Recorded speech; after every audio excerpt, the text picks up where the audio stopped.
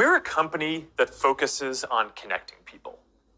While most other tech companies focus on how people interact with technology, we focus on building technology so people can interact with each other.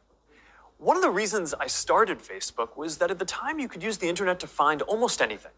Information, news, movies, music, shopping, except for the thing that matters most of all, people.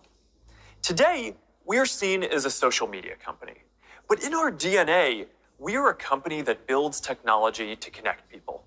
And the metaverse is the next frontier, just like social networking was when we got started. Facebook was born in a specific time and place. A college campus, the web. It was what we could build at the time to put people back into our experience of technology. But connecting people was always much bigger. From way earlier on, I remember sitting in middle school classes, sketching in my notebooks, ideas that I wanted to code when I got home. And even though I didn't have the skill or technology to build it yet, it was always clear that the dream was to feel present with the people we care about. Isn't that the ultimate promise of technology? To be together with anyone, to be able to teleport anywhere, and to create and experience anything? کیا میں اس جگہ پہ بیٹھ کے ایک artificial دنیا میں جا کے میں بزنس کر سکتا ہوں، میں کما سکتا ہوں؟ کیا میں یہاں سندھ کے کسی گاؤں میں رہتے ہوئے کہ عالی شان ایک حویلی کا مالک بن سکتا ہوں؟ کیا میں یہاں سندھ کے جو کھانے پینے سے میرے سامنے وہیں پرانی چیزیں ہیں مسالہ دار، اور لیکن یعنی اس خیالی دنیا میں برگر اور پتہ نہیں کیا کیا چیزیں جو ہے خرید کے ان کو سیل کر کے، مطلب اس طرح میں انویسٹ کر سکتا ہوں؟ جی بالکل کر سکتے ہیں. اپارچونیٹیز بہت ساری موجود ہیں. صحیح. اور اس میں ڈیسینٹرلائزیشن کی خاص بات یہ بھی ہے کہ بس آپ کے پاس انٹرنیٹ ایکسیس ہے تو آپ کے پاس یوں سمجھ لیں کہ ایک ورچوئل ورلڈ کا پورا ایکسیس ہے. صحیح. تو اس میں یہ ضروری نہیں ہے کہ آپ جو ہے وہ فزیکلی ساری چیزیں جا کے کریں، ظاہر ورچوئل ہے تو آپ یقیناً اس میں مائننگ بھی کر سکتے ہیں، اس میں آپ ورچوئل لینڈ بھی خرید سکتے ہیں، اس میں آپ دکان، پیٹرول پمپ، ٹیکسی، بائک، جہاز، ہر چیز خرید سکتے ہیں. اور وہ جتنے کی آپ خرید رہے ہیں اس کے رینٹلز ریٹرنز بھی لے سکتے ہیں، اس کو سیل آف کر کے بھی پیسے کما سکتے ہیں. جو فزیکل ورلڈ میں تمام آپ کے ٹریڈ آفس ہیں، گاڑی خریدی اور بیچی بھی جاتی ہے، اور خرید کے رینٹ پہ بھی دی جاتی ہے، اور خرید کے کانٹریکٹ پہ بھی دی جاتی ہے، تو ایسے ہی اس میں بھی ساری چیزیں آپ کر سکتے ہیں اور پیسے کما سکتے ہیں، بالکل کما سکتے ہیں. صحیح. آپ جو کرپٹو کی بات کر رہے ہیں، کرپٹو اٹ سیلف ایک پورا ایک الگ فائنینشیل سسٹم ہے. صحیح. کرپٹو میں یوں سمجھ لیں کہ آپ کا جو فزیکل منی جیسے پہلے کنورٹ ہوا، پہلے جو ہے وہ بارڈر سسٹم ہوتا تھا، آپ اشرفیوں میں ڈیل کرتے تھے. اس کے بعد جو ہے وہ روپیہ آ گیا، تو روپیہ کس کے اگینسٹ آیا کہ جی آپ نے کیا کیا، اور اس کے اگینسٹ آیا کہ آپ کو ایک پیپر مل گیا، اس پیپر کی ویلیو کیسے ڈیفائن ہوئی. تو یہ ایک فائنینشیل سسٹم بنا بہرحال، جو آپ کسی بھی گولڈ ریزرو کے اگینسٹ کنٹریز جو ہے وہ پیپر نوٹس آپ کو چھاپ کے دے دیتی ہیں کہ جی اس کی اتنی ویلیو ہے، اس کی اتنی ویلیو ہے. ایسے یہ ایک نیا بالکل فائنینشیل سسٹم ہے. صحیح. اس فائنینشیل سسٹم میں سارا کام ڈیجیٹل فارم میں ہے. ڈیجیٹلائزڈ لیجرز ہیں. جس پلیٹ فارم پہ یہ لیجرز چل رہے ہیں وہ بلاک چین کہلاتا ہے.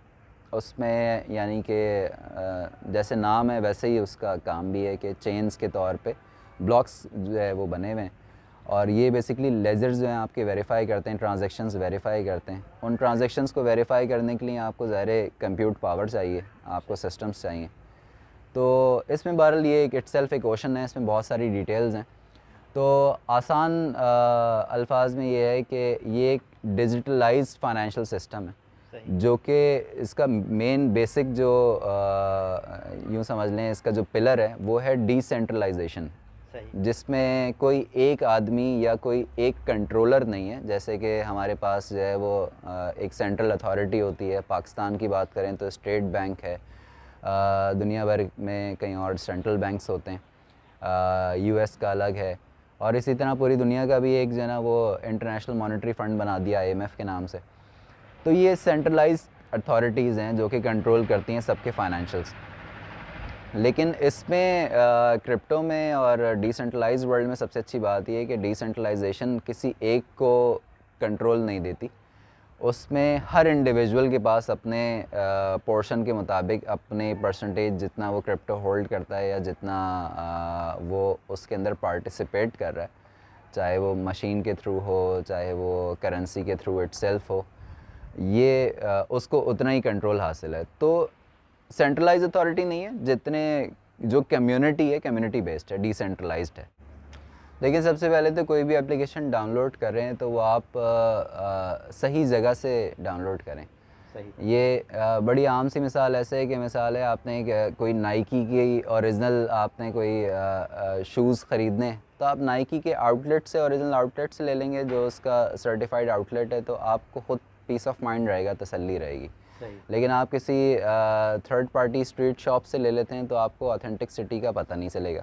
بالکل. تو ایسے ہی آپ کوئی بھی اپلیکیشن ڈاؤن لوڈ کریں تو آپ اس کے آفیشیل ویب سائٹ سے یا آفیشیل اس کے پلے اسٹور سے جو بھی آپ کے پاس موجود ہے اس سے آپ ڈاؤن لوڈ کریں تاکہ آپ کو یہ معلوم ہو کہ ہاں جی یہ اوریجنل اپلیکیشن ہے اور کوئی پونزی اس میں چیز موجود نہیں ہے. باقی سیکیورٹی کا خیال ظاہر ہے جو کمپنی اپنی اوریجنل اپلیکیشن بنا رہی ہے تو سیکیورٹی کا خیال اپنے آپ میں خود زیادہ رکھتی ہے اس اپلیکیشن میں. ظاہر ہے وہ بھی نہیں چاہتی کہ اس کے کسٹمرز خراب ہوں. تو ایسے ہی انڈرائیور ہے یا کریم ہے، یہ ساری چیزیں ہیں تو وہ آپ کی انفیکٹ جب آپ یہ اوریجنل جگہ سے اپلیکیشن ڈاؤن لوڈ کرتے ہیں تو وہ آپ کی ویریفیکیشن بعد میں بھی کرتی ہے ایز اے کنزیومر. صحیح. کہ آپ صحیح لیجڈ آدمی ہیں بھی یا نہیں. آپ کا فون نمبر ویریفائی کرتے ہیں یا ایٹ ٹائمز آپ کا ایڈریس ویریفائی کرتے ہیں. تو یہ ساری چیزیں بہرحال موجود ہیں. اوریجنل ویب سائٹ سے کریں، اوریجنل آفیشیل اسٹور سے کریں تو زیادہ بہتر رہتا ہے. اچھا، ظاہر ہے آپ اس پوری سینیریو میں اپنی یوتھ کو دیکھتے ہیں، جوانوں کو دیکھتے ہیں، کوئی پیغام ان کے لیے اس آرٹیفیشل دنیا میں انویسٹ کرنے کے حوالے سے، کمانے کے حوالے سے یا ان فراڈیوں سے بچنے کے لیے آپ کے پاس کیا پیغام ہے، میسج کیا ہے؟ دیکھیں سب سے پہلے تو جو عام ہماری جو عوام ہے اور جو یوتھ ہے خاص طور سے، ان کے لیے سب سے پہلا پیغام جو ہے نا وہ پیشنس کا ہے. ایسا نہیں ہوتا کہ شارٹ ٹرم میں نا، اصل میں نے جو آبزرو کیا ہے کہ شارٹ ٹرم میں ہر کوئی بہت جلدی اور بہت زیادہ پیسے کمانا چاہتا ہے. تو ایسا نہیں ہوتا، پیشنس چاہیے ہوتا ہے. اور اس کے لیے آپ پہلے ان چیزوں کو پڑھیں، دیکھیں، سمجھیں کہ جتنے نئے سبجیکٹس ہیں، آرٹیفیشل انٹیلیجنس ہے، بلاک چین نیٹورکنگ ہے، آپ کی بلاک چین کی پروگرامنگ ہے، آپ کی کرپٹو کرنسی کے پارٹس ہیں یا کرپٹو کرنسی اٹ سیلف، بہت ساری اس کے اندر اب تو ہزاروں کی تعداد میں کرنسیز ہیں. تو ان کو پہلے دیکھیں، سمجھیں اور اس کے بعد ان کے اندر دیکھیں کہ جی ٹریڈ کیسے ہوتا ہے. اور شارٹ ٹرم اپروچ نہ رکھیں، لانگ ٹرم رکھیں، پیشنس کے ساتھ رکھیں. مطلب آپ جاتے ہی لیوریج ٹریڈنگ کرنے کے بجائے آپ پہلے جنرل چیزیں ہولڈ کر کے دیکھیں، اسپاٹ ٹریڈنگ کر کے دیکھیں. تو یہ وہ چیزیں جو مطلب آپ کو پہلے سمجھنی پڑیں گی، انالیسس کرنے پڑیں گے، اس کے بعد پھر آپ جو ہے وہ کوئی اسٹیپ لے سکتے ہیں جو کہ سینسیبل اسٹیپ ہوگا. ادروائز شارٹ ٹرم میں اور شارٹ ٹرم اپروچ میں جو ہے وہ نقصان زیادہ ہے. تو اس سب میں یہ ہے کہ پہلے تو اویئرنیس حاصل کریں، سیکھیں، سمجھیں، پڑھیں اور اس کے بعد پھر ان ٹریڈز میں یا ان انویسٹمنٹس کریں اور پھر ضرور فائدہ ہوگا. لیکن پیشنس کے ساتھ کریں، شارٹ ٹرم اپروچ رکھنے کی ضرورت نہیں ہے.